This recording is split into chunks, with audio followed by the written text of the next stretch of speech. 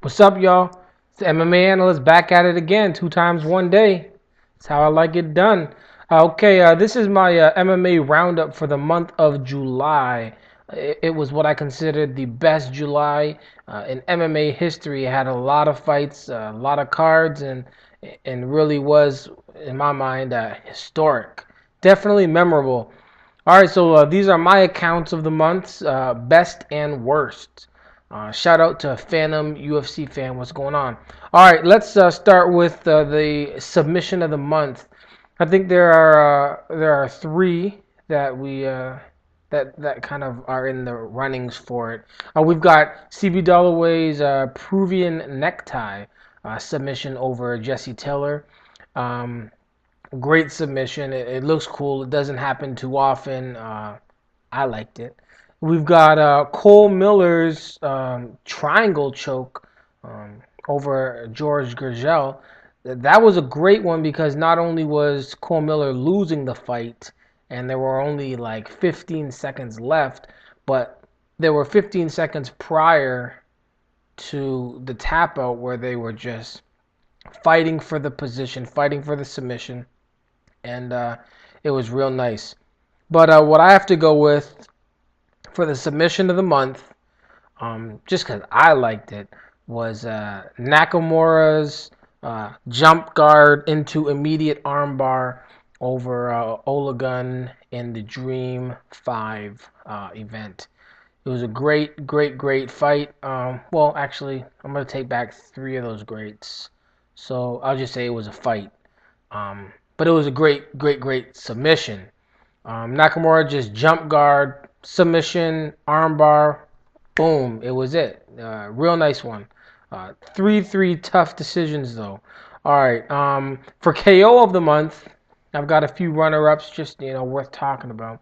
We've got Anderson Silva's. I guess you could call it right cross after catching the leg, just boom, hit him with the cross, drop Irvin right away, stepped on top of him, threw about 5 punches into a blocked, and then he just uppercut. Beautiful. Vicious left, like I said. I guess he must have known. Maybe it was a tribute. Want to put a smile on that face. You know what I mean? To the Dark Knight. That's what he did. Um, We've also got Vitor Belfort. Glad to see him back. His KO of Terry Martin at Affliction just left dude hanging in the ropes, just like he was just resting, but he wasn't really resting. Y'all know he was out. And a beautiful KO. And better than those two, in my mind, was still a runner-up, Josh Barnett's beautiful left hook, just cracked over Pedro Hizzo.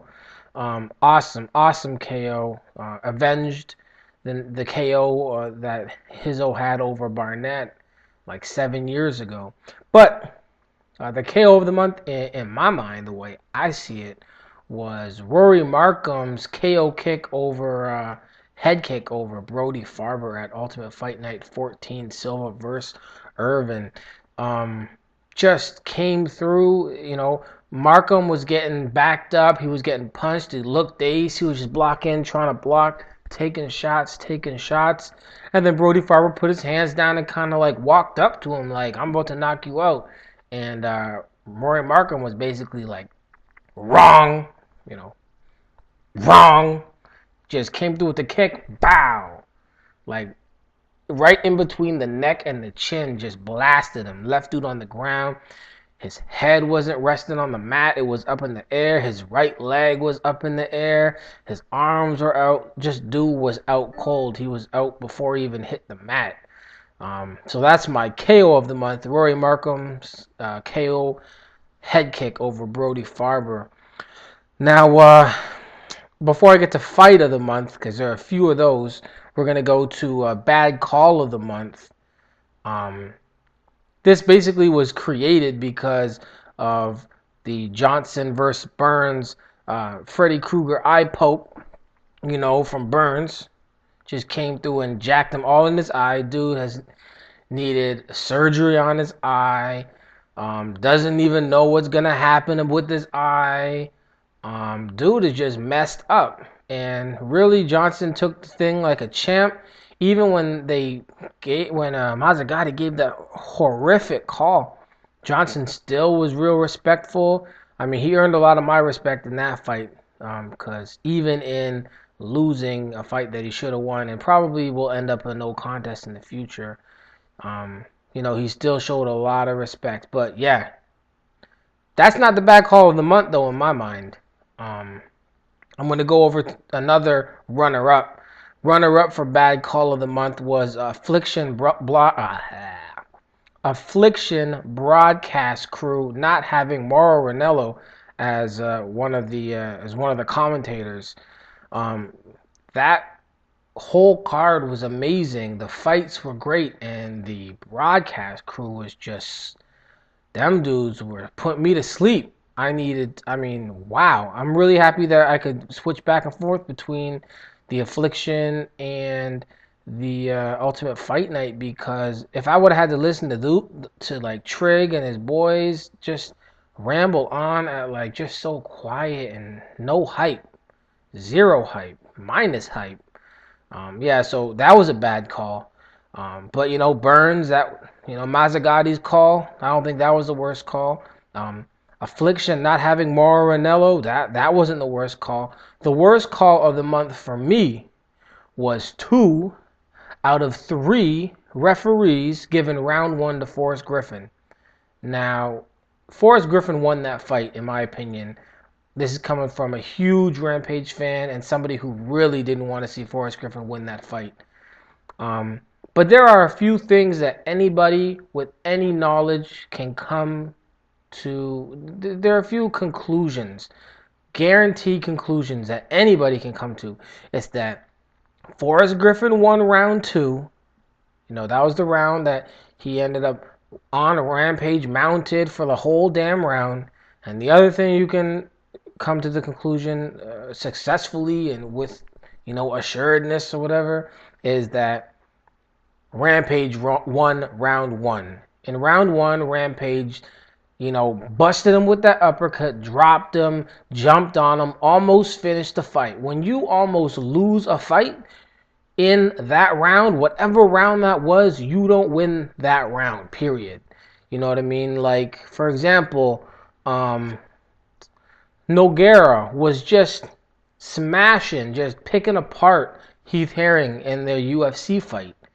And all of a sudden, after like 3.5 minutes of total ownage, Herring catches Nogueira with a nasty head kick. Almost finished the fight, almost knocked him out right then and there. Basically the same situation as, this Rampage/Griffin fight.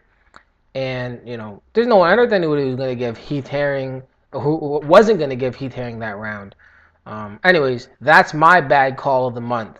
2 of the 3 refs giving round 1 in that fight to Forrest Griffin. Beat down of the month, not the same as fight of the month. That's what I'm going to add up for my videos here. Beat down of the month, we've got a few runners up, and then what I consider to be the winner. We've got Cain Velasquez, get trapping Jake O'Brien in the crucifix position and just tapping on that chin over and over again, just tappity tap tap tap tap. That was a beatdown for real.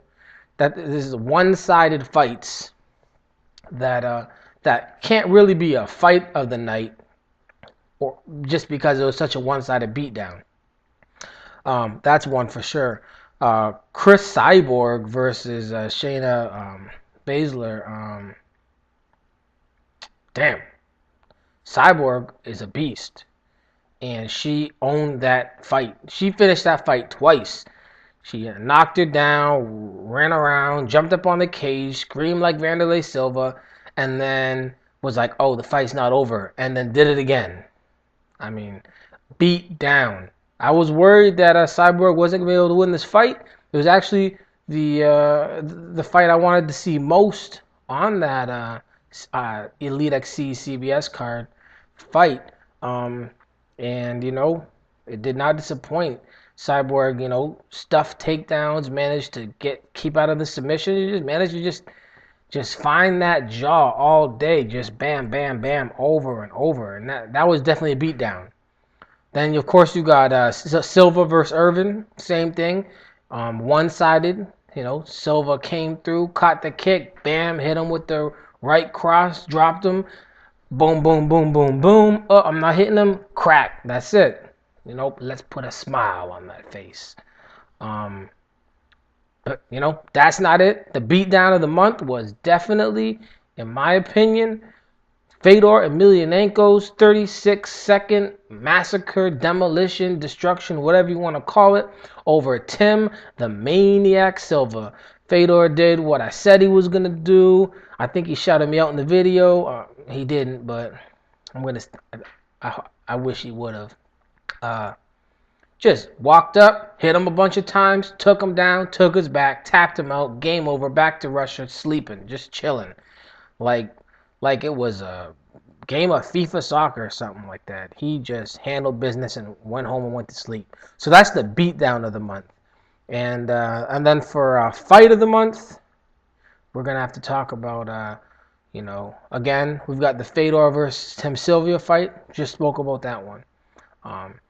Chris Cyborg versus Baszler. Again, amazing fight, but a little one-sided.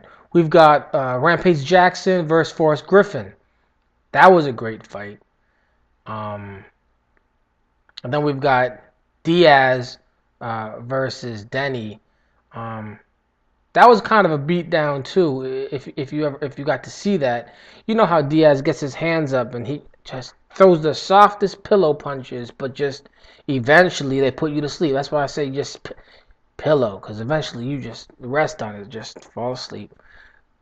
It was a nice little get the hands up, pop, pop combo. It looks like he really is going this fast, but it was a beatdown. It was a pretty good fight, and that wasn't it. But I'm gonna have to go with Eddie Alvarez versus Kawajiri. It really was between Rampage Jackson versus Griffin or Kawajiri versus Alvarez, as long as that fight was. And I gotta lean towards Alvarez Kawajiri, just because of how much like the Alvarez Hansen fight was like fight of the year candidate because it went on for the whole entire time. The Alvarez Kawajiri fight was impossible to continue through the whole fight at the rate that they were going. These guys were basically like, look, we're not gonna go to the judges. This is not going to be fight of the year because it's not going to make it that long. But, they just went balls to the wall. Amazing fight. The reason I give it the edge over Jackson Griffin is it seemed like round 5 in Jackson Griffin, that wasn't really an exciting round at all. You had, Jackson injured and throwing 2 punches every minute, and then you had Griffin maybe throwing 5 punches every minute, and a kick every now and then. Round 1 was a serious round. Round 2 was a scary and serious round. Round 3 and round 4, they were so close, but they just weren't active enough. So I consider with that fight, as good as some of the rounds were, there were more rounds of what would appear to be inactiveness. There were more rounds of inactiveness than rounds of activeness. So anyways, that's about it. Let me just make a quick look. That's the MMA Roundup for July. The greatest July in MMA history. Again, shout out to Phantom UFC fan. I'll be back responding to the MMA Roundup for August, and let's hope that we have a real good August of MMA. You know what it is, y'all. MMA is important. It's important. That's right. Peace.